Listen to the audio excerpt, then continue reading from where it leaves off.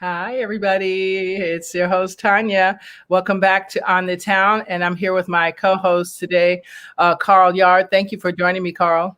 How are you? How's it going? It's going good? Good. Yes. This week is a exciting topic. Apparently something happened. Biden just deported back about 1,000 Haitians within a matter of weeks. And so I just felt like, with all the sex trafficking going on in Haiti, I just felt like, why are they deporting so many Haitians at such a record number? But everyone else gets to either stay, like people come from Poland all the time. They come from Russia. They come from all over all the time. Italy, they got dual. China has the most illegal immigrants in the country. And I was going to say China, which unfortunately, a lot of those women, unfortunately, are being sex trafficked, especially like in the massage parlors and all that stuff. There's a lot of shady stuff going on. So I don't want to exclude them either. You're India. I mean, every nationality has it. It's just how did they, get 1,000 people to send back who were children who came from I don't know if you know the war, the stuff that's going on right now is horrible, absolutely horrible. But they said it's because of Title 42, which closes off the U.S. borders if there is a health or some kind of crisis. So because of COVID, that's what's allowed them to be able to deport 1,000 people back. But I'm like, well, okay, what about everybody else? Because I know people here that are illegal and they're not Haitian. Yeah. So I'm like, how does this work? So I don't know, but I do tie it in, sadly, with the fact that, Haiti, Louis, what's his name? Juvenel. I can't say his name. Whoever the leader is. Juvenel, I can't say it right. They want him out. The people want him out. But he says, no, I have another year left. So the U.S. agrees with him. So that's why he gets to stay. But they're literally in the middle of a war. People are being shot. Like, it's crazy right now. It's bananas. It's like it is a third world country. But you know what I mean? It's like a war going on right now between its citizens and its government. And then you got the people that kidnap and traffic. And that's where the problem is. Like, it's so desperate. People are like sex trafficking children. Like, it's disgusting. People, I mean, they sex traffic people in general around the world. Like, that's a thing, unfortunately, to the tune of, 300,000 are taken around the world and sold as slaves, right? 220, we got children. It's just crazy. I'm trying to think. Where did I get a stat? I had a stat here somewhere. Sorry, guys. I don't know. It's here we go. Oh, here we go. Okay, so I was watching this documentary, and there was these two Australian handlers, we call them, and they go around and they rescue children from sex trafficking incidents in Haiti, particularly because it's that bad. I mean, and someone. Mm-hmm. Do you remember there was a show on TV? It didn't last too long, but it was about this preacher or pastor who used to go to hotel rooms and hire a sex worker. Mm-hmm. If they showed up, he would sit him down and talk to him and say, "Hey, do you want to get out of this business?" Yes.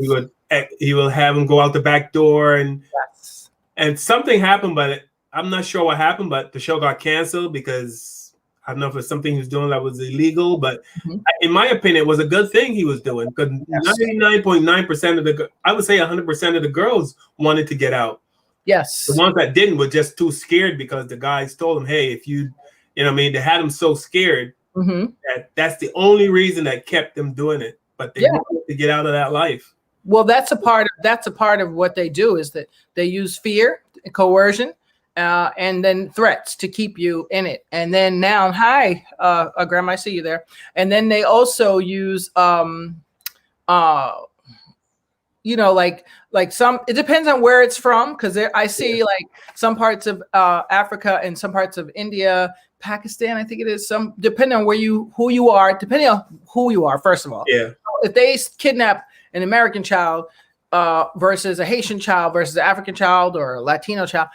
I didn't know this, but there's like different things that can go on because, unfortunately, sick perverts, pedophiles have these preferences apparently. So some are worth more than others. It's disgusting. I mean, but that's what's driving it, though. I mean, the actual guys that are making these girls do it are bad, but the men that is driving this market, you know what I mean? Like, yes, no, it's, you know, I didn't know this. They get between $4,000 and $50,000 per kid or per person. It could be a kid or adult person they traffic. Do you know how much money that is? If they're, I mean, when they go and do these busts on TV, they have like 15 people in a van or whatever. Yeah. That's crazy. That means that is probably, forget $1 billion business, probably $1 trillion business. And I would guess that, judging by Jeffrey Epstein, because him and his cronies wouldn't be in it unless it was.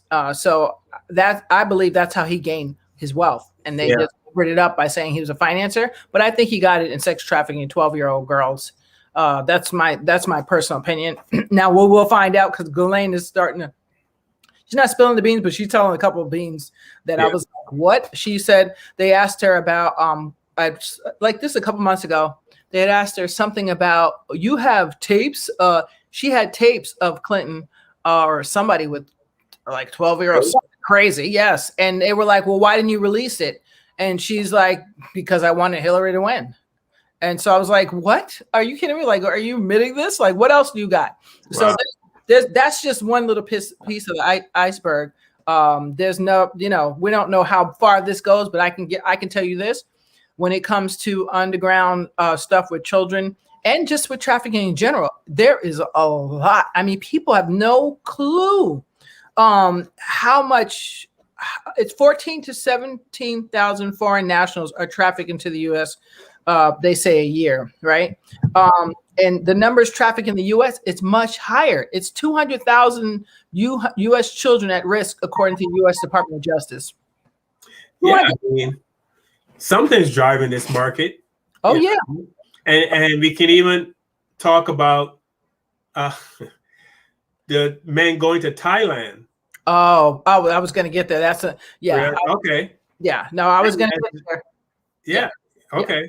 So you've heard about that? Oh yeah. There's like you can book a sex trafficking vacation, basically is what it is. Guys go to some of these travel agents and they book them on these tours where they get to have sex with underage girls. That's in Thailand. And well, don't forget the boys. And boys, yes. Don't forget the boys. A lot of people think, oh, it's just girls. Nope. Probably one. I think it's 1 in 3 are boys. Yeah. So that's like, you know, that's pretty much, that's a lot. Yeah. I mean, have you ever heard of NAMBLA? Yes. The national something of man-boy love. Mm-hmm. Oh, I've heard of it. Yeah, of men who thinks it's okay to have sex with little boys. And they started a group and it's called NAMBLA. I can't believe they even have a group. I can't believe this. It boggles my mind.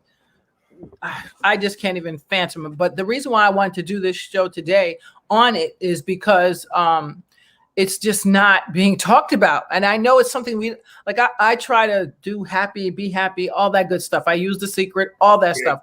But some things you just have to be aware of because they're happening under your nose and people are oblivious to it. And they're like, well, it wasn't my kid, but it doesn't matter if it's your kid. Think about this. For all those 200,000 kids kidnapped and sexually abused, that's 200,000 chances you have of having a messed up world. That's where you get your Jeffrey Dahmers. That's where you get your Charles Mansons. That's where you get your Oklahoma bombers. That's where you get those people. That's exactly when it starts out as kids. The trauma you receive as a child usually is the after effect is shown in adulthood by the things that they do. Not saying that all children that are abused are become bad or something like that. I'm not saying that because I was abused and I certainly knew at 5 years old, 6 years old, that is not the right thing to do. How I knew it, I don't know because I never even watched television. But my instinct knew that that's just something that's not supposed to be done. That's not supposed to be done. So if I knew, my theory is everybody should know. But unfortunately, some people don't know or they sweep it under the rug. And I believe that's why it's happening more. And now I had a friend of mine, her granddaughter literally last year, right before the pandemic. Was it right before the pandemic? I want to say, her daughter was at school in Harlem, bright daytime, 12 noon. Her and her aunt was walking out of the school, 12 noon, and a black truck pulled up and tried to snatch her from her aunt's hand. Luckily, the uncle had trained her. If someone tries to grab your hand, he did they let her nails grow long, something crazy where she snatched away from him and got to run. When they found the truck, okay, it was traced back to a sex trafficking ring in Dutchess County. So it's right here locally, Westchester, Dutchess. This is all same area, New York, same area. So just to let you know, you need to be finding out what your children, are doing. Cause like, I know I'm talking about the Haitian aspect of it. Like, why are so many being deported? Biden just let 1,000 of them go back. Kids, people who are left sex trafficking hands, and now they're going back to the same thing, which is why they don't mind taking the risk to get here. Because they showed, I was watching this video and they showed what they're living. I mean, if you saw this, it was horrible that they had people paying for sex for these little children. So it doesn't matter whether it's here or Haiti or China, it doesn't matter where, it has to stop. Yeah. Because all those kids, this is how you have to see it. You have to pretend like it's your kid. And all of those kids, out of all those kids, at least half of them, something's going to be an effect from all the things that happen to them. That's what you have to remember. So they may grow up to be people that take from you spiritually and mentally. What I'm saying? That's how you have to see it. You can't see it as, well, those kids over there, any of my kids. No, because they go back into society and they refilter all the things that they've internalized. So, but the two of the hardest things for society to talk about, and one of them is the things we talk about, race. Yes. Anytime you bring up race or sex, people are for the hills. That's true. And those two topics. And I realized that a lot from doing stand-up.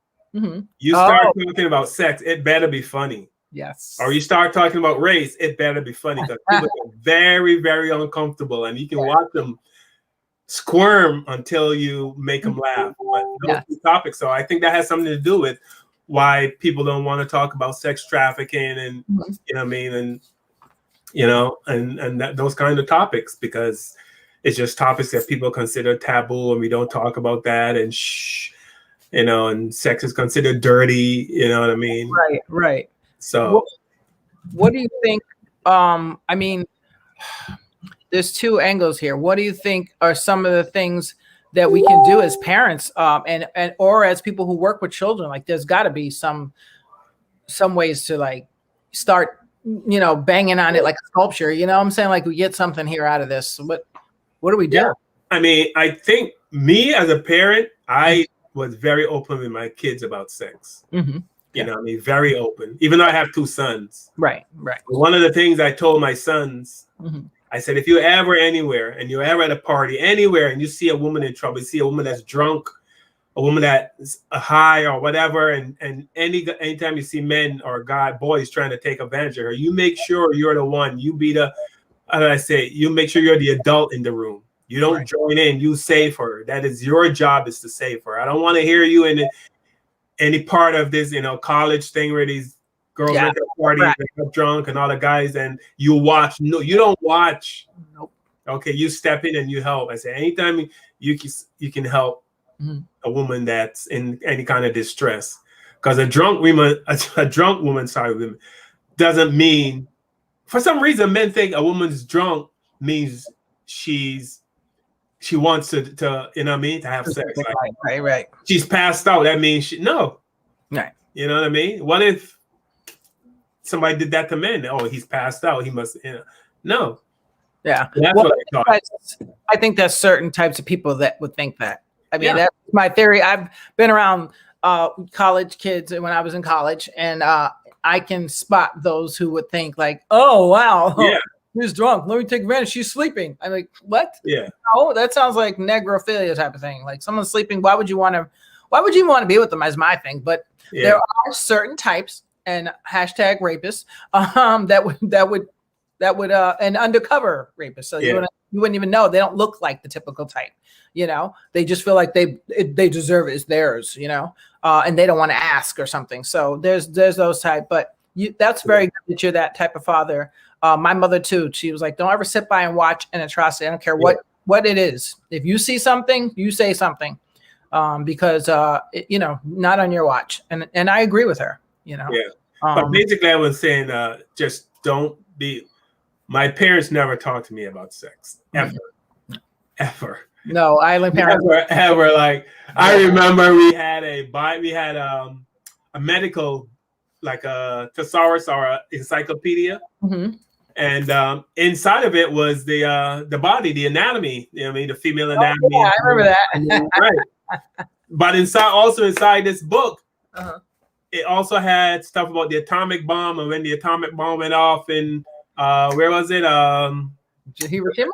Yeah, Hiroshima. Mm-hmm. How it affected the people and how they got all the skin turned, all it. You know what I mean? So I was arguing with some friends of mine. We were kids, like 8, 9, 10 years old. Mm-hmm. So they were saying if the atomic bomb goes off, it's going to destroy the entire world. And my argument was, no, the atomic bomb, it already went off. Right. And I was telling them, no, it's so, kids, they're arguing. They heard about this bomb. Like, no, it's going to destroy the entire world and none of us are going to be alive. I'm like, no, it's going to destroy a certain amount. But so I then decided to get the book to show my friends. Like, my mom saw me with the book. No.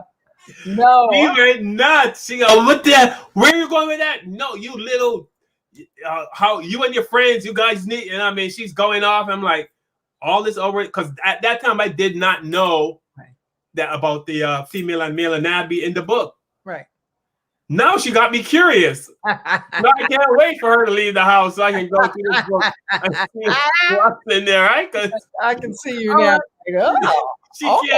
She can't be going this crazy over the atomic bomb. Right. You know what I mean? So, of course, she went out shopping one day, man, and I found that book, and I'm going one page at a time because I don't want to miss.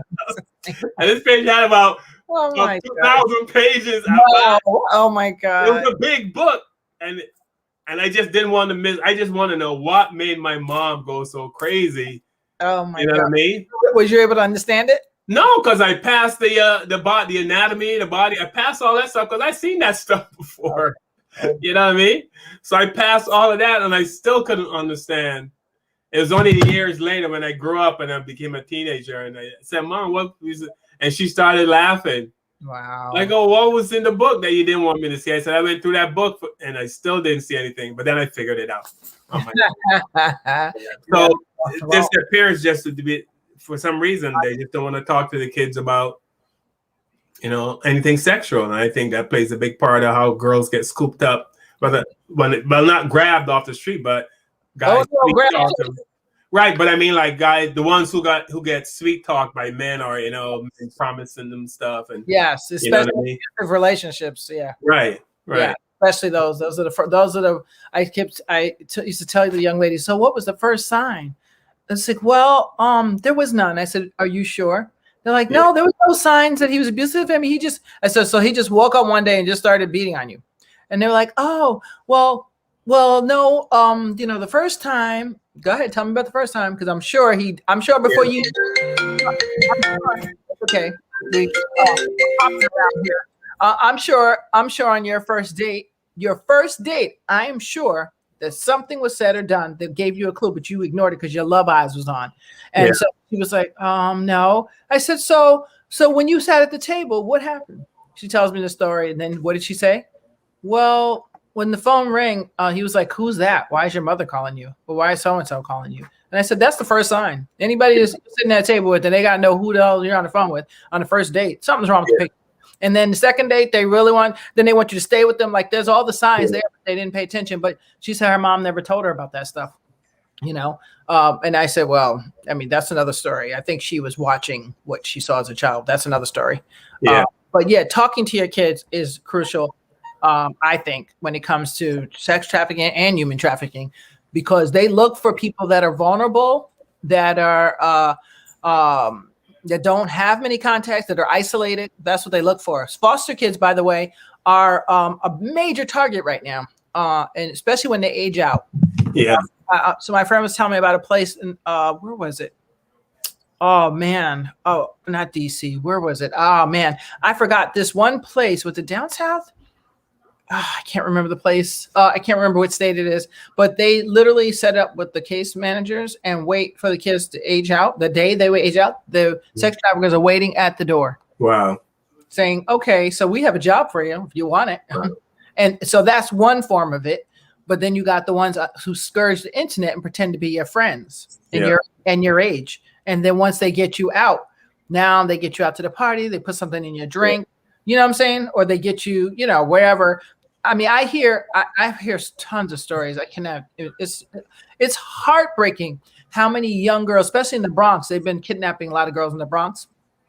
But a lot of those girls, I'm like, you're putting yourself out there on Facebook, you're making, you know, people on Instagram, putting yourself out there like that. You don't know who's watching and saying, hey, well, let's get her. Because remember, according to that life, there's people worth more money than others. Like, I'm like, they have a whole system to this thing, which is sick, but they have a whole system.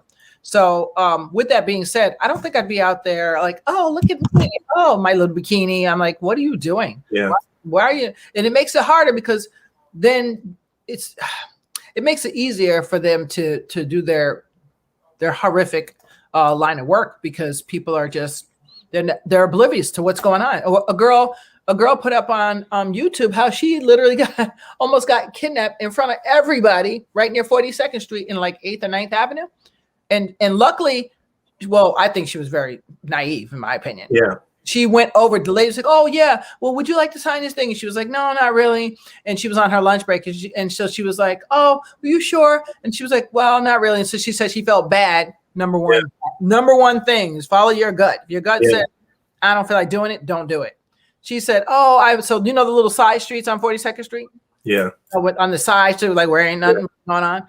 Well, that's where they took it to. And there was a gate. The guy was waiting to snatch her. Wow. She changed her mind before she went to sign. She looked over and said something looked wrong. And she saw just a few people, but they were that way. So she ran opposite. That's how she got away. Wow. And she tells the story. And I was like, I believe her. I think she was telling the truth. Yeah. That's how naive we can be. Not just her, anybody. Be like, hey, would you like to sign a petition? You're like, okay, for dogs? Oh, wow. Okay. And they just ethanol you with the rag and got you in. Next thing you know, you upstate somewhere and you're being put on heroin so that you won't go and escape. Yeah. I ever told you about the time when I was in the subway station in New York, Grand Central. Mm-hmm.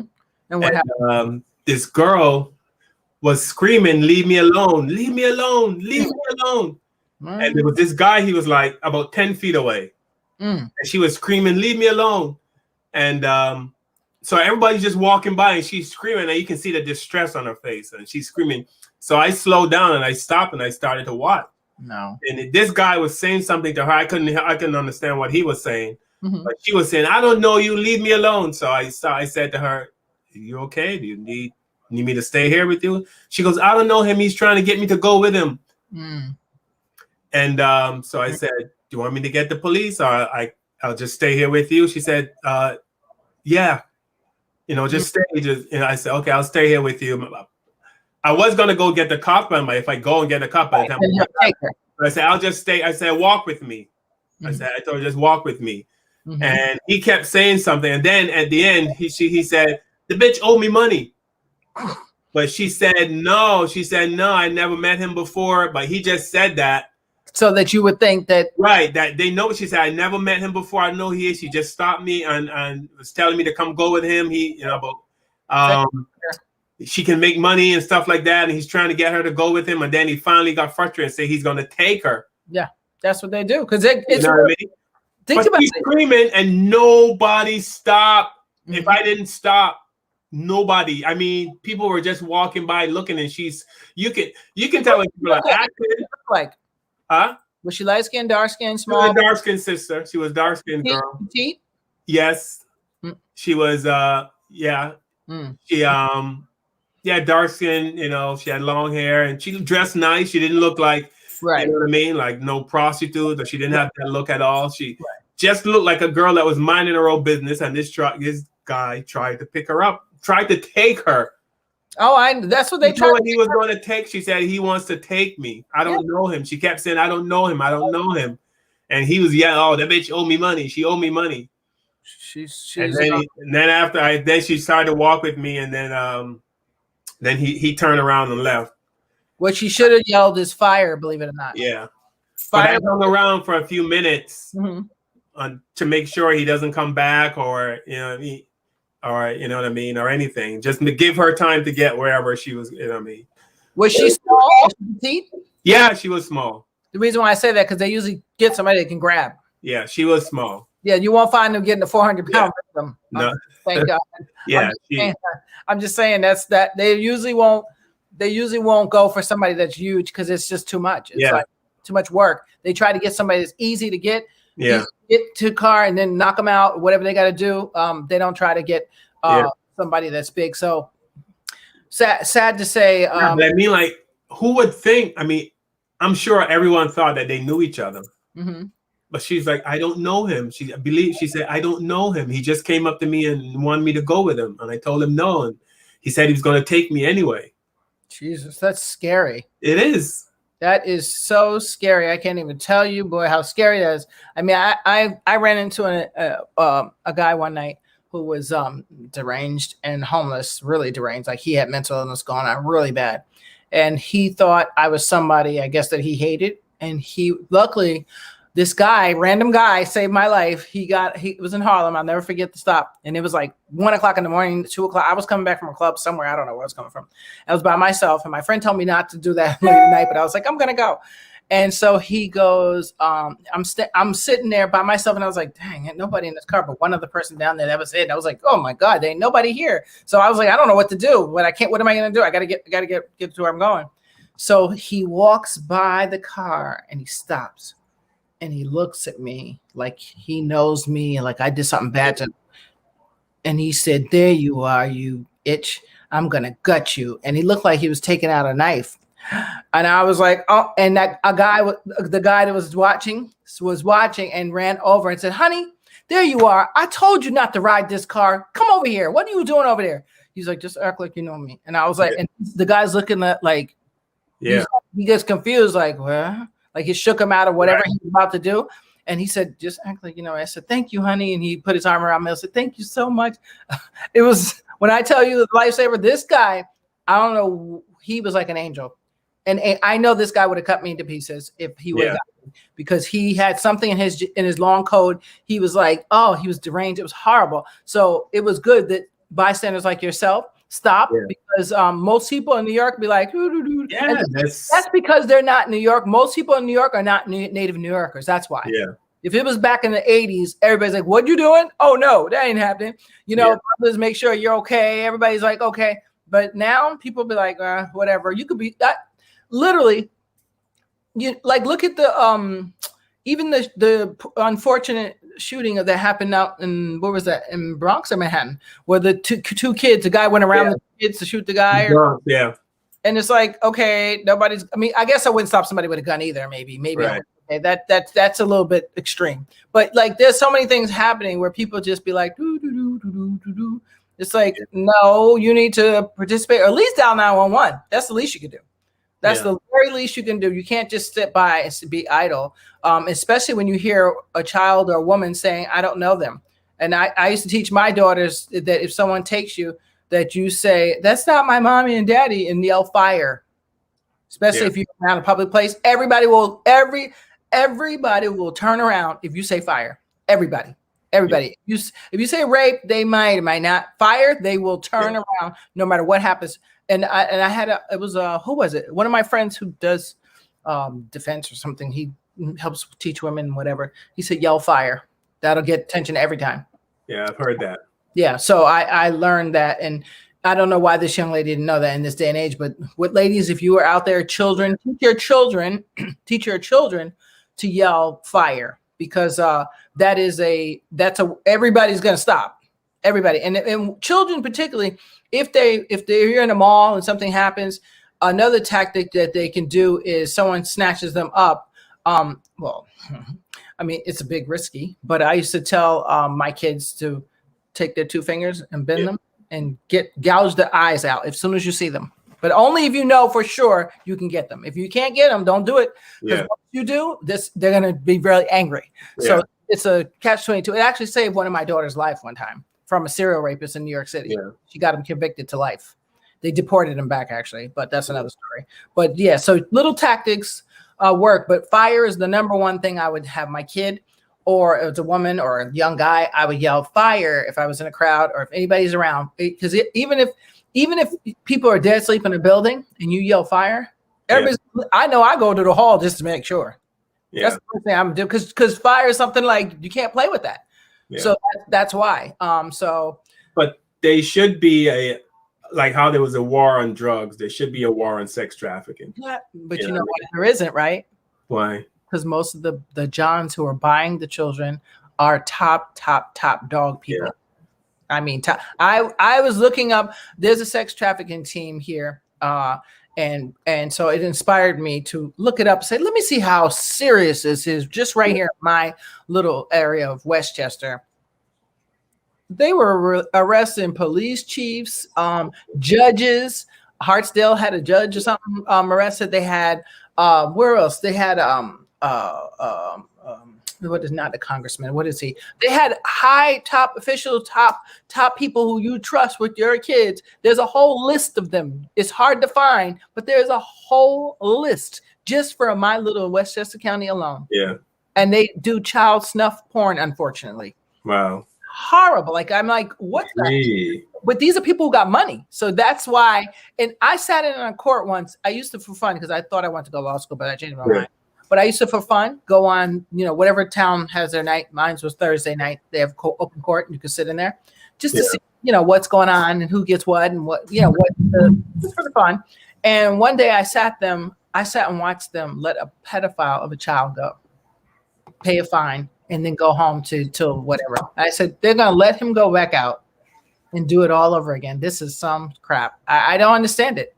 And I say the reason why they don't have the whatever system you just said set up is because it's so you'd be shocked to find out how many top dogs are actually involved. And that's why in the wintertime, I heard is the worst time for sex trafficking because that's when the crazy people sit home. So they want, and probably the pandemic probably was like the worst. I'm scared to even look at the stats because people were home. So it's going to be worth more for them to find children in the wintertime. Yeah. And it's disgusting. I mean, if I could tell you, people don't pay attention. I mean, there was a lady who said, "Oh, the guy tried to grab my daughter." Why are you so casual about that? Yeah. Out of your mind? She tried to grab your daughter. I would have been gouging. You tried to grab my children. I would have been gouging your eyeballs out. And I'm a Quaker. Like, that's not going to happen because I'm lucky. That's when you're glad your kids are big. My daughter's 6'2". My daughter's 6'2". So not just grabbing her off the street. It's not happening. It's not. It's not. The fact that there's such a healthy market for it.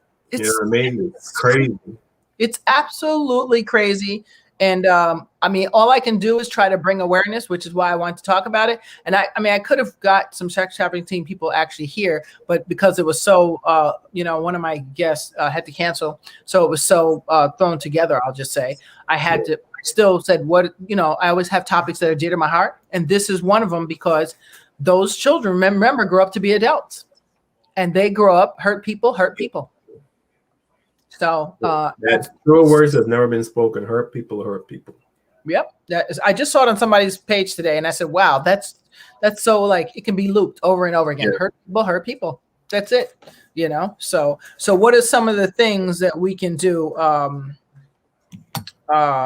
Because they go after people, especially young kids who are depressed, who don't have family, who are not close to their family. What else? Isolated, So if they see you online talking about, I don't have anybody, all that stuff, your children, your person, yourself are perfect target. First of all, your kids shouldn't be online without you knowing it.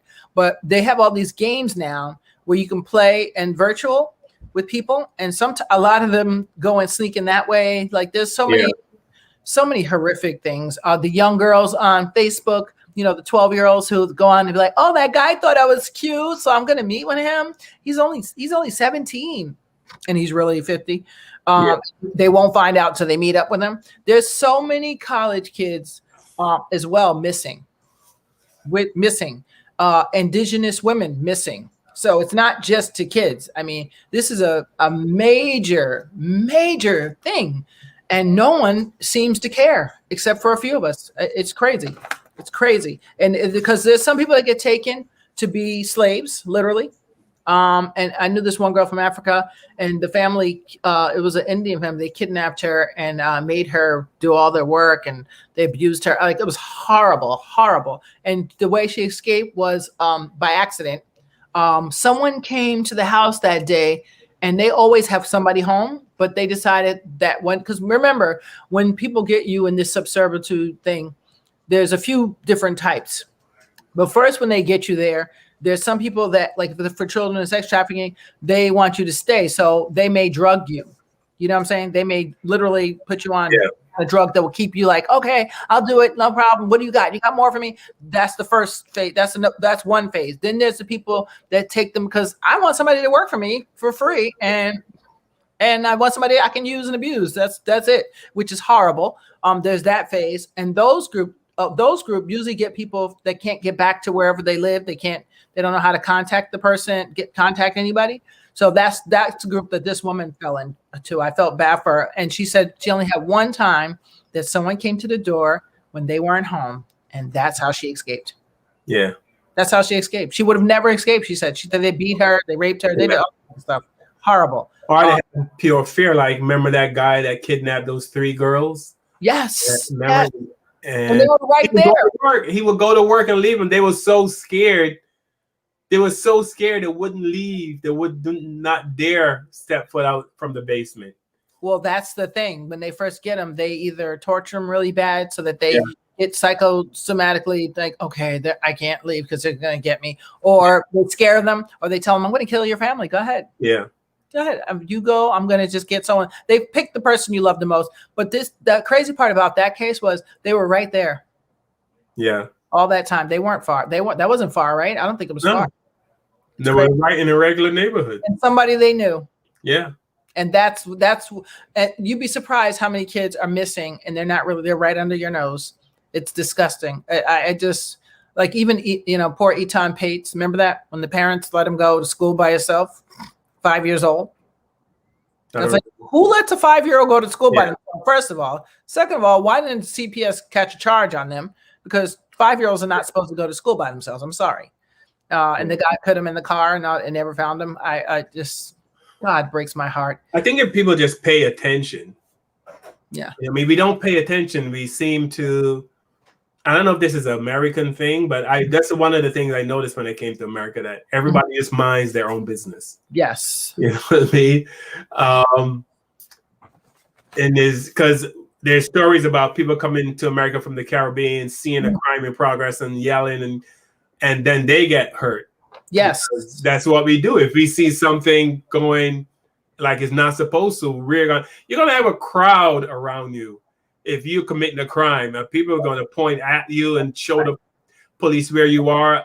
Maybe it's because it's just a small island. Maybe that's why we are so, you know what I mean? But I don't know what it is, but it's just, I think, and I know you're going to think I'm crazy, but I think you can go way back to slavery. If you allow that to happen, and not this generation, so not us and on our white friends, but let's say their grandparents, and actually before that, even we can go back maybe because Jim Crow, if they had to watch people be hung and watch little children be sold into slavery and separated from their families as babies, knowing the horror that was going to happen to them, I'm not really shocked. Because that means that it's already embedded in some people to do that kind of evil.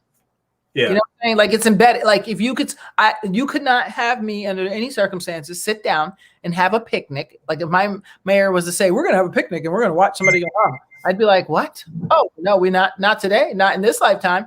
I would never watch that. So that's what the problem is, that people they're so complacent. And some people, it's just, I don't know, it's like, I pay attention like you wouldn't believe. Yes, because well, we have to. You have to. You're a black man. the other people's kids too. Like I told you guys already. I think I told you guys on the show that I took the train to New York, and I would I parked my car at the parking lot, and I would get back to the parking lot, the metro parking lot. I get back at 11 o'clock at night. And if there are women that got off the train with me and were walking to their cars, I would sit in my car and watch them make sure they get in their car and drive off. You know what I mean? Just make sure that they're safe. You know what I mean? And also once I was driving. This was in Boston, and I saw there was this little girl at a bus stop. I didn't pay attention, but I was behind this guy. He slowed down. And he was just driving slow and looking at her. I could see his head turned to the side. He just kept looking at her. He wasn't paying attention to him. He wasn't saying anything to her. He just kept looking at her. I just thought it odd that he slowed down that much. And then I stopped and I saw him go up, make a U-turn, come back again, and drove by her slowly again, looking at her. Yep, that's it. So I parked my car close to where that girl was. I waited until the bus came. I made sure she got on not made sure, but I saw her get on the bus, and then I left. But he was up to something. So you know when you say follow your gut, he was up to something. Yeah, well, that's I was watching documentaries on that, and they show you this documentary shows you what to do and how to spot it, and that's one of the things they said is they first wait, and like they may wait on the corner, so when you come around the corner, that's when they do it. And so because they were doing this, it was a girl that happened to the Dominican Republic. I want to say the Dominican Republic, but they also like to go to places that they know nobody gonna pay attention. So if you go to Calcutta, India, who's gonna pay attention if you you throw a few kids? Nobody's gonna pay attention. If you go to Taiwan, if you go to Dominican Republic, certain places, you go to Brazil and the favelas, nobody's gonna notice. Nobody's even gonna notice. So you have to. That's why you got to, as a parent, teach your children. Street smarts, it's called. Which is why.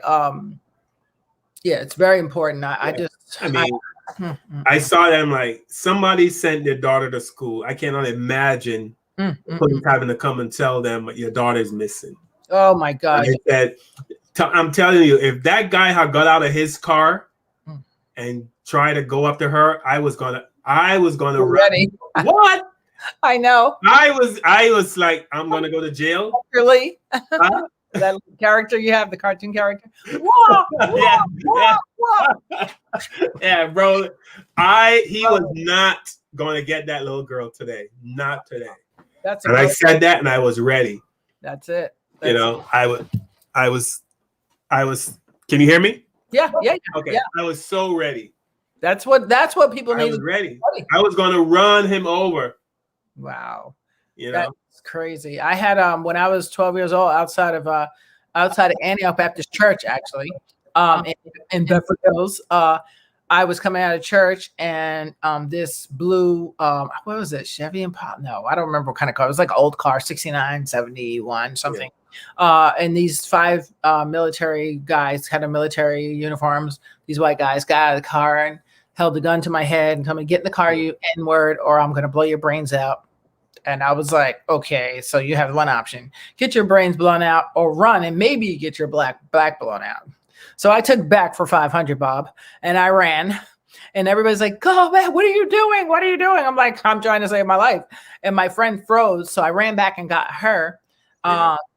And they were like, "Are you crazy?" And they were like, "Oh, what do you?" I said, I'm not getting in the car with them. I'm not." So I grabbed my friend and ran, because I knew, I made up my mind. Then it's, if I die, at least I'm in front of the church. Hey, no problem. Yeah. So luckily, it turned out to be what they called a joke. They only paid $500 fine. I'll never forget. He was a crazy guy who went to the military, and he was just 730 all the way. And I heard him talking about it over the bushes. That's how I found him.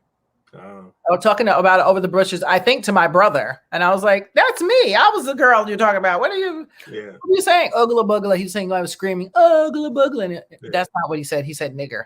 So I don't know how he switched that to ugla bugla, but he was telling the story a little bit different than it really happened.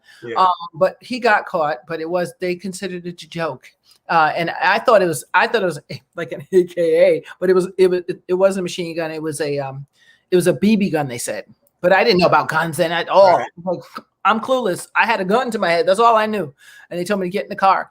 But that is an incident where, like, I would have been dead because nobody stopped to save me. Nobody said, "Oh, we're gonna go and run up to the car." Everybody's like, "Get back!" I was like, "Get back! You're gonna let me get shot in the head?" Like, really? What a great church that was. Anyway, I don't know. I'll never forget that incident though. But you have to stand by, to stand up when you see things like that. I know it's always taking a chance because like then something happens to you. Now what? Then your kids don't have a dad because you trying to help somebody else. So that's the catch-22. But if your gut says help. Because with that guy, but I probably was my plan was to crash into his car and disable it. Oh, you know what I mean? That was really my plan. I wasn't really going to run him over, but if he had grabbed her, I was ready. I was going to crash into his car. You were ready. I was ready. I was ready. In the next accident, officer. Really, I was going to crash into his car. Wow. And now you got no car. What are you going to do? You know what I mean? Wow. And, well, I know she must have been grateful for you. So she has no clue because you know what I mean. Oh, right, because she did right. Yeah, she had no clue. That's crazy. And it was a little white girl too. Really? Yes. Oh, great. Oh my God. It was a little white girl. Oh gosh. We're lucky that was not called because they would have been thinking, "Oh, you're the one." Yeah, right. No, I'm here to save her. Mm-hmm. Yeah. Okay. Yeah, the officer. I'm sitting here looking at that white girl because I want to make sure she gets to school safe.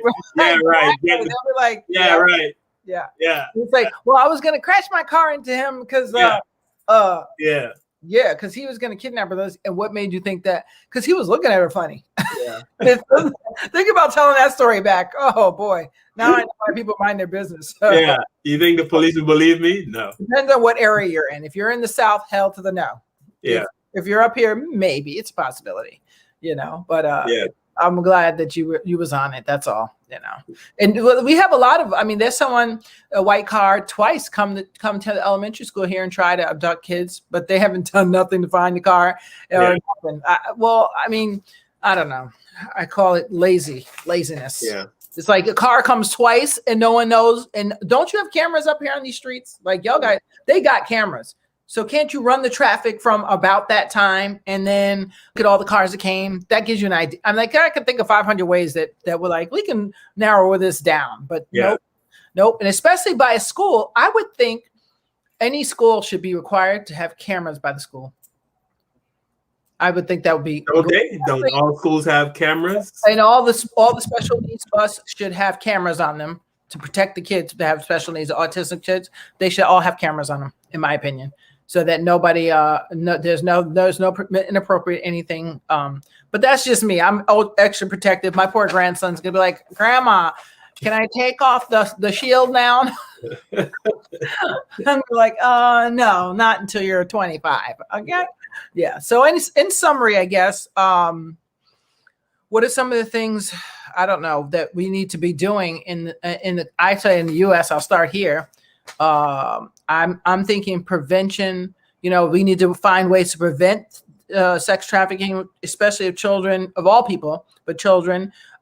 We need to have a sex trafficking profile set up. So like they have a site that you can go to check for pedophiles. They should have sex trafficking known traffickers' faces posted everywhere. You know what I'm saying?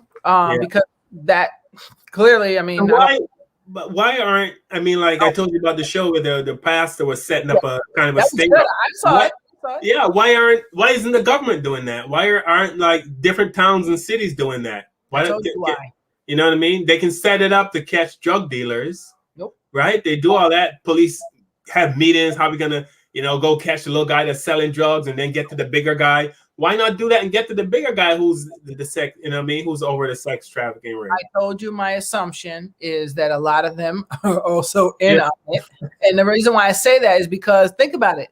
They haven't changed laws from like 1902. Like there's some laws that were set up, I believe, to protect rich pedophiles. They were set up to protect them. I knew a guy who got 3 months for molesting his grandson. That's all he got? 5 years old. Oh, guess why? Why? Because he was too young to come testify and be re-traumatized. I was like, what? Really? That makes sense. I mean, yeah. I mean, I guess the mother decided she didn't want him to go testify. Yeah. She wanted to re-traumatize him. You can't retry him. He's already traumatized. Yeah. All you can do now is help him be vindicated by locking the sucker up. That's what you can help him do. But by ignoring, you know, some people do. They're so good at that. They just not ignore it, but they sweep it under the rug and say, I don't want my child to be hurt anymore. I don't want the no, that's not how you do this. If any victim is looking for justice secretly, they may not say it, but they would like to have some justice. So unless that person turns up dead, jail is the only other option. And if they don't go to jail, the victim is always going to feel victimized. They're always going to feel like they're going to come back and get me, especially if they were in a sex trafficking ring. Oh my God, you never know. Like, especially if it's gang related and all that stuff going on, they're not going to be able to sleep. There's no way. Yeah. So first things we need to do is start changing some laws and giving people more time that really sticks. Because I've sat in courts and I'm like, well, how much did he get? For what? Oh no. And I know the guy had money. I could tell by the way he's dressed. I said, he has money. That's why. And there was nobody there. No victim was there. No victim's family was there. So that makes it real easy. You know, and the courts I don't think the courts really care as long as you pay them money. That's all they care about. They want to keep you paying them. That's it. I don't think they have a special interest, which is disgusting and sad, but that's another story. So I think we have to do prevention. We got to prosecute these people.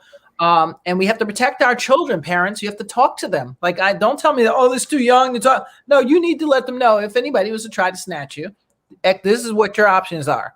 They need to know that because right now it's real, parents. If you don't believe me, that's fine. You think you live up here in the suburbs and you're safe, then you think about those 2 girls in Katona that was kidnapped from the bus stop. I don't ever remember. Somebody please correct me if I'm wrong.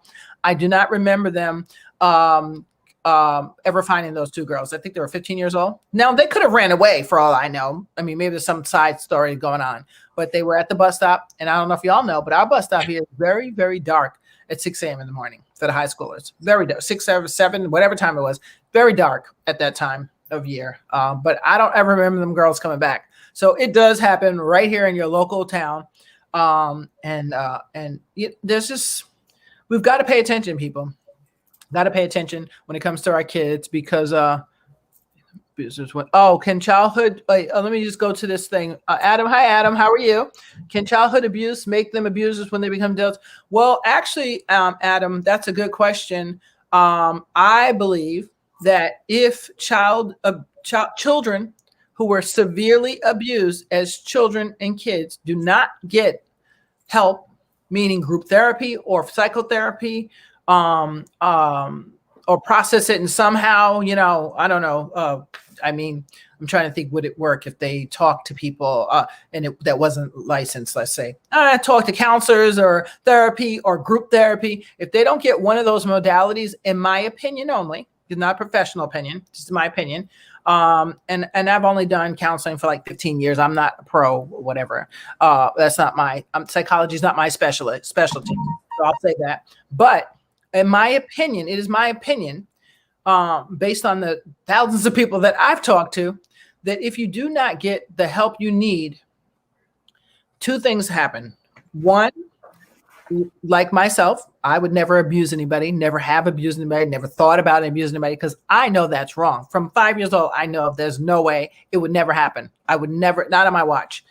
So, but when you become an adult, you have issues with relationships, maybe yourself, some things are still always a little off. So that doesn't mean you're going to abuse somebody. No, doesn't mean you're going to. But if you've been traumatized to the point of, how do you say it? Put it this way, people like Jeffrey Dahmer, or like Charles Manson, they're not made they're made up of all their past trauma, like severe trauma, like somebody like Jeffrey Dahmer. Like that's, I can't, nobody ever tells the truth about him, but I'm like, he did not come from a great all-American family. That's a crock. And what's his name? John Wayne Gacy. They say, oh, he's from an all-American family. Let me interview his mama and daddy. Let me break this down. I can guarantee you I'm going to find something in the first 5 minutes of that interview that will tell you that they're not all-American at all. In fact, I would say one of them must have been very, very harsh, extremely to the point of evilness, harsh. There's a couple of things. I mean, you don't go around chopping up people. Like, that's not what you do. You don't do that. For you to do that and have that evilness in your body, something stopped that part of your brain that most of us say, like, I might be about to get in a fight with Carl, but something says, oh, I better not do that, because if I hurt him, then I'm going to go to jail. And the logic starts coming in, right? The human side says, well, maybe he said something that wasn't that bad. Okay, I don't need to kill him for that, right? You have that logic thing going on. But when you've been traumatized sexually, and in my opinion, as a kid, especially before 5, and it has not been processed, it's coming out some way. I can guarantee you it's coming out. It may not be by abusing someone, but it will definitely be through overeating, undereating, drugs, mental illness, multiple personalities. I mean, there's many, many things that can happen. Or if you get lucky, if you get really lucky, you'll be like a Picasso or a David Painter or something brilliant that you're at that nobody else can do. So you've channeled all your negative energy, got turned into something good. That's a possibility. That's a probability. So there's many things that can happen, but I won't say just because you were abused that you're going to hurt somebody. But yes, hurt people hurt other people. And I mean that it's the best statement I've ever heard. I don't know who coined it, but I love it because it really, even bullies, right? You got bullies in school, right? Who bully people all the time. Like, you're stupid, you're ugly, whatever. Do you think they're going around doing that because somebody treated them so nice all their lives? Like, highly improbable that they grew up in a great home if they're bullying people. Somebody in their family is bullying them, in my opinion. I would say this: anybody who has been abused, especially physically, mentally, or sexually abused as children at any time, but I'm focusing on my children. As children, you should run to the therapist or psychologist or to a support group. That's one number right there, the National Trafficking Hotline. And I'm sure they have resources for groups and therapy, but you can go Google and anywhere in your area. I think in our area is 311, and there's 211 in some areas that you dial and say, are there any support groups for people that are sexually traumatized? You don't even have to tell all your information until you get to the actual people that you need to talk to. But there's some help somewhere. I've gone to great groups that really helped me process stuff. I've done 30 years of therapy to get through my stuff because it's a lot. It's a lot of stuff. And I'm still not perfect. I have things that I know I'm like, it's probably because of the abuse. But I'm able to talk about it now, and it doesn't stifle me. Some people it's stifled. Some people cannot talk about it. Absolutely not. Some people have developed personalities from it. Some people have gone on to abuse others. You never know what it is that you don't know what the end results will be. But I will tell you this: if you do not handle whatever traumas you had as a child, I guarantee you this: when you are an adult, they will show up. They will fall out the closet like skeletons. Just fall right out. You're like, oh, what's that? Oh, what's that? So you have to handle, as a human being, you have to handle anything that happened to you traumatizing as a child. And if you don't, and you've gotten this far and you haven't overeaten, you haven't done drugs, you haven't done drinking, no cigarette, nothing that's abusing to your body, to yourself. Wow, you are a miracle. And I'm not saying it doesn't happen. There are people that can actually, that get through stuff. I'm one of those people that no matter what you tell me or do to me, I'm still coming out. Like, you could probably like bury me in a hole. I'm still going to get up and be like, okay, that's all you got for me? Like, okay. Because some people just have, what's the word? Angela Duckworth says grit.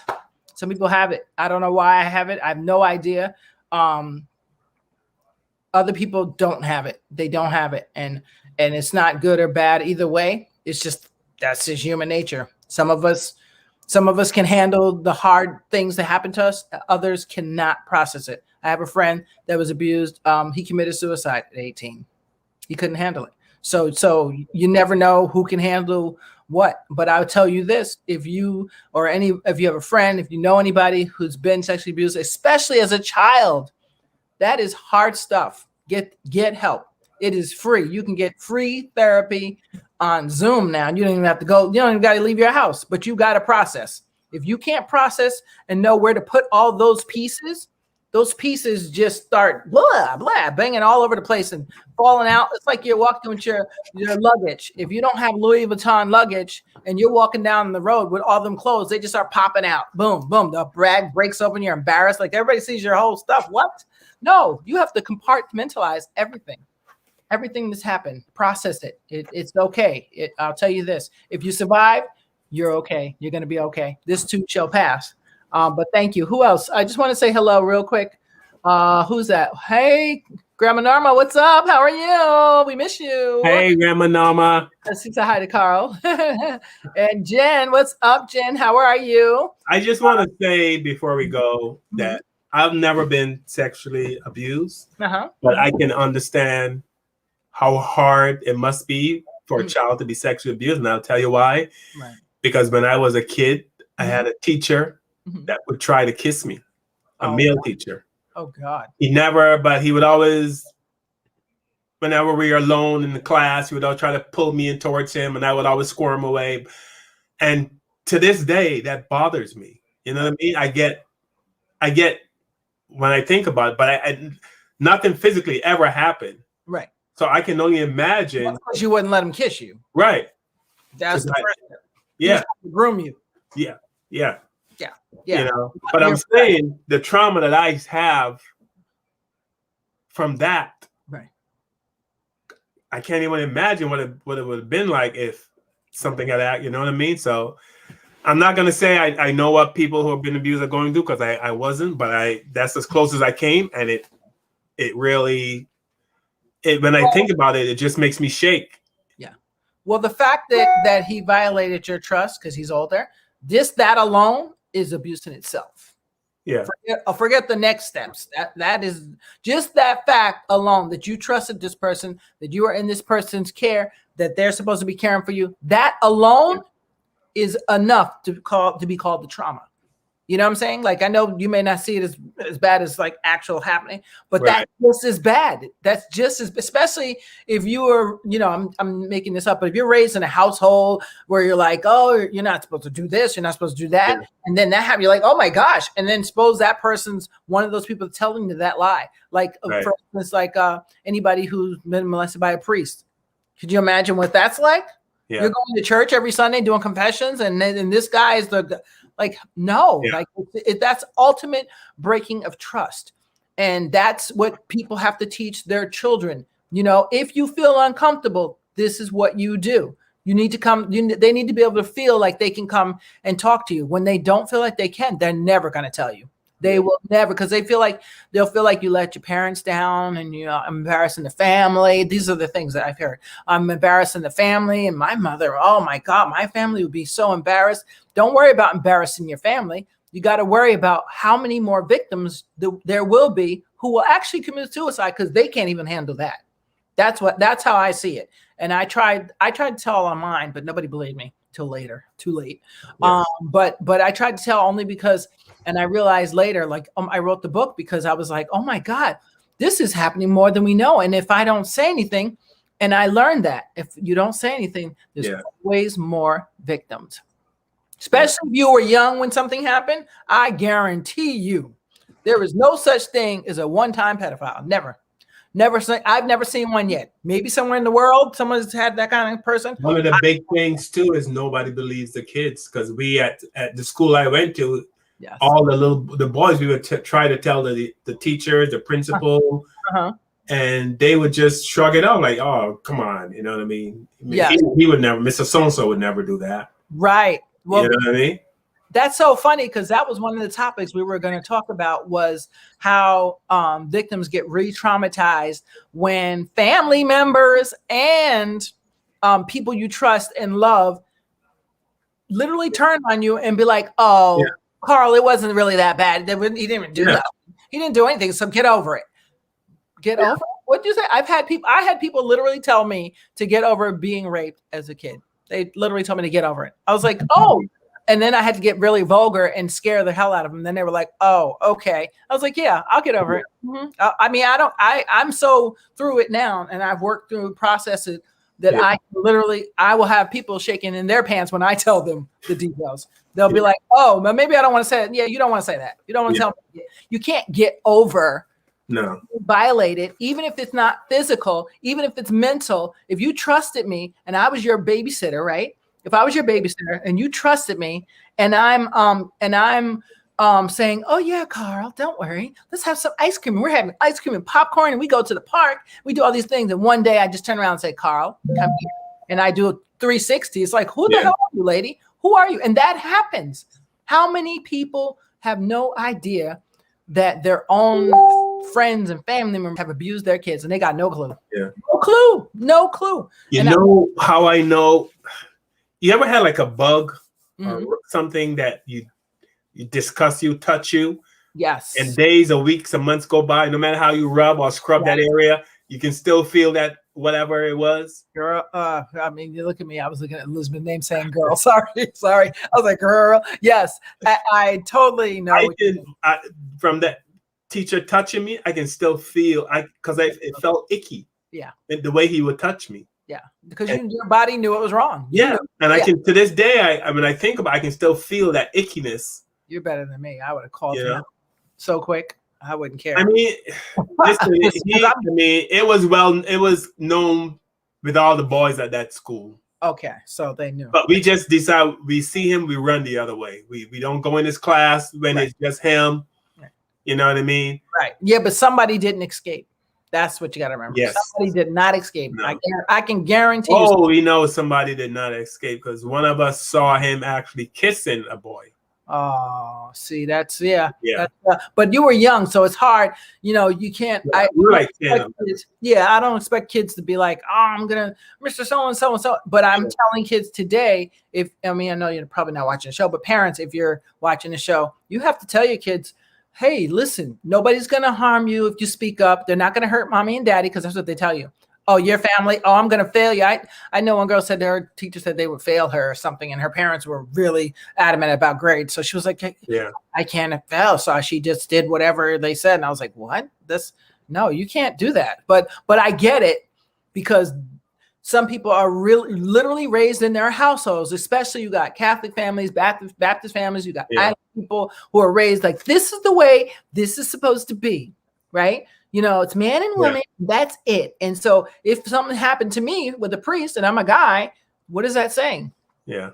If I go tell my parents that a guy kissed me, or tried to kiss me, what's going to happen now? Yeah. Right? Because they're going to be like, "Oh, what do you mean?" And that's the ultimate sin in some cultures. Some cultures, that's the ultimate, like, "Oh my God, what?" So the kid might be thinking, "I ain't saying nothing, because if I say something now, I'm going to look like I did that on purpose," or, you know what I'm saying?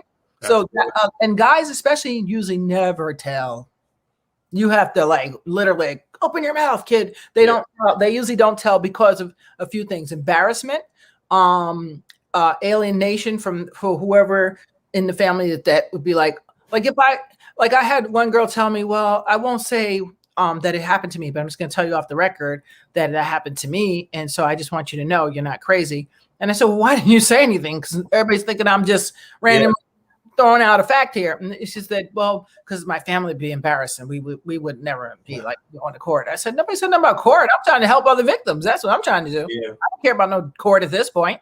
You know what I'm saying? Like, I don't care, but people, you got to realize one thing: by telling, you put a light on it, and then you actually help maybe alleviate more victims who will do something that's not good. And that includes becoming a victimizer. So sometimes people might process that wrong if they're the wrong age. If they're the wrong age, that can turn out. Because, by the time you're 5, your sexuality is developed. So if you're traumatized before 5, that may shift a whole lot in your brain. And if you're traumatized after 5, that may confuse your brain. So you got, there's a lot of stuff going on, a lot of stuff. And I tell people, therapy is awesome. I love therapy. I think it's the best invention since Swiss cheese. Well, I don't really like Swiss. I don't like cheese, but it's the little holes in it. I think it's cute. But that's the best thing invented. You have to, just as human beings, we have to process all of our childhood traumas, especially if it's any kind of sexual trauma. You have to process that, because that is something that it eats at you. Like, you ever see the trees that are eating at the bottom of the trunk, but you can't tell for years before it gets rotten and falls over? Yeah. Kind of what abuse does to you.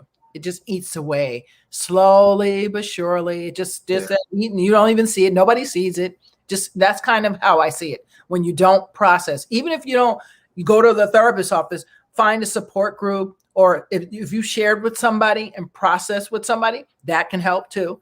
Because I had someone that say therapy didn't help me at all. So she did another way, talking to friends. That's okay. She got it out. It's when you internalize it and you never let it out. That's a problem. That's a problem. Because unfortunately, human beings are made to always, we're very resilient and we have a lot of grit, but only when we're truthful to ourselves. When we lie to ourselves, it bites us in the butt. So yeah. I just tell anybody out there, get the help if you can. Thank you, Elizabeth. Hi, Liz. I'm glad you're feeling better, darling. Is that old behavior in the home, that what goes on in the house stays in our house and our family? That also has, yes, that's so true. Ooh, that's true. That is so true. What goes on in the house stays in the house. That is a very, that's a statement I hear in a lot of families. And people more care about not being embarrassed. Don't embarrass the family. Yes, absolutely. Absolutely. It's crazy. I if I could tell you how many times I've heard that, even now, and I know of a case that's going on locally, and everybody's like, people are like lashing out at the guys that made the claim that the guy sexually abused them at the, when they were kids. They're like, what? Well, and they still go to his establishment and act like, well, we're going. And I was like, look at all the victims going to his bar, because they never got help and never got processed. So and I actually know a few of the people that I believe were his victims. And now it explains why they do things like, you hear stories about them sexting pictures of themselves. You know what I'm saying? Yeah. You're like, oh, that's inappropriate behavior. Why are you sexting pictures of yourself to people you don't even know? Yeah. Think about that. So something's going on. But when you put all the pieces together, you're like, now I know why everybody's so messed up. They're a part of this old don't tell, you're not going to mess up our reputation group. And that's a real thing. So I understand why kids don't go and tell, but you got to teach your kids. And if you have a sibling, you got to teach your sibling to know how to protect themselves. That's the bottom line. So I thank you guys so much. I'll have somebody trying to reach him. Elizabeth, thank you for coming on too. And where'd he go? Are you still there, Adam? Thank you, Adam. You're awesome. Thank you for coming on. Check us out, all you guys. And I thought I saw somebody else, Jen. Yeah, Jen and Grandma. Thank you so much for checking us out. So bottom line is, I guess the summary is, we got to raise awareness about sex trafficking for children and adults. It happens for adults too. And we have to be vigilant and pay attention when you're at the malls, because that right now in some cities, they waiting by your car for you with the ethanol and all. They waiting by your car. It's a big thing, and a lot of people ain't mentioning much about it, but it's happening. So you have to pay attention. Don't feel like, oh, it can never happen to me. Okay, fine. Just protect your kids. Who cares about the adults? I care about the kids. That's who I care about. And especially foster youth. They are the most vulnerable. So if you are a case manager, please do your job and make sure you know where your child is aging out to when it's time to age out. Because if you don't, they can end up sex trafficked. And unfortunately, I hate to say it, I'm actually trying to track a kid now who aged out a while ago, and I haven't heard from him, and the girlfriend hasn't heard from him. And I'm like, oh Lord, here we go, because that's a thing. It's a thing. So please pay attention to the kids. Let them know what's going on. When you're out in crowds in the malls and all that stuff, you're on Facebook, pay attention. Don't be letting nobody inbox you talking about, hey, cutie, you're so cute. Oh, you're so cute. You want to go on a date? No. Facebook is not a. Was it you that posted something about if you see a white van next to your car in a mall parking lot, be careful? Yes, that is a van, trucks, anything that can get a person in. If someone's parked between you, one side and one side, if I were you, I'd be like, nah, I'm gonna park somewhere else. I don't do between cars. I do not do that unless it's two small cars. Like I can see who's in it. If I can't see who's in that car, I do not park by it. And just as a habit, I've always been like that. And because most people that get kidnapped at the mall say it was a white van, and I'm like, oh boy, here we go. You know. But now they're just people. Literally, they are literally going up to you and snatching your little 4-year-old's hand and snatching them out of your hand. Literally, if you're little and petite, they love little people. They love it because it's easy, no fight. You know, they can't do much. That's why. So you got to pay attention. That's the bottom line. And my indigenous people, my Native Americans, you know, my young kids, you know, watch your people, watch your kids, because people are coming out here and doing crazy things. Look it up, research it, look it up. I'm not making this up. But we got to do something about sex trafficking, especially of children.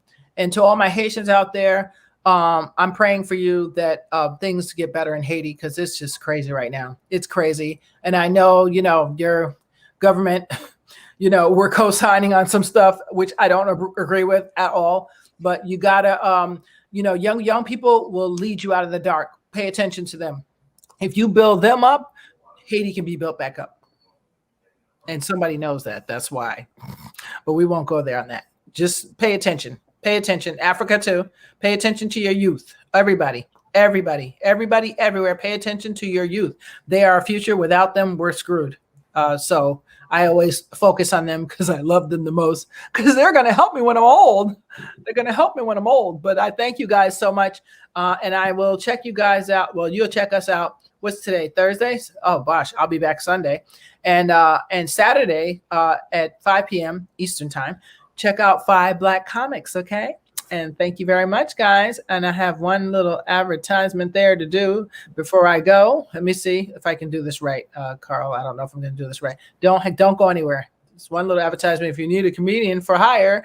Let me see if I get it up here. All right, I'm going to take us off for 1 second. Tony Viagra. Here we go. 1 second. I'll put you back on.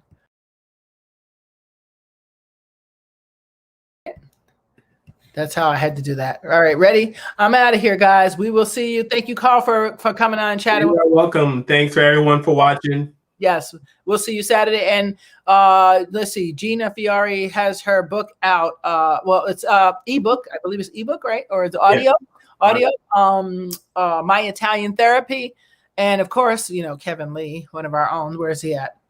Playing with Fire on Amazon. Yes, you're ready. You're ready. In my book, if you want to support foster youth, all the proceeds go to foster youth, surviving foster care and making it work for you on Amazon. All right. I will check you guys out later. Thank you. All right. Peace.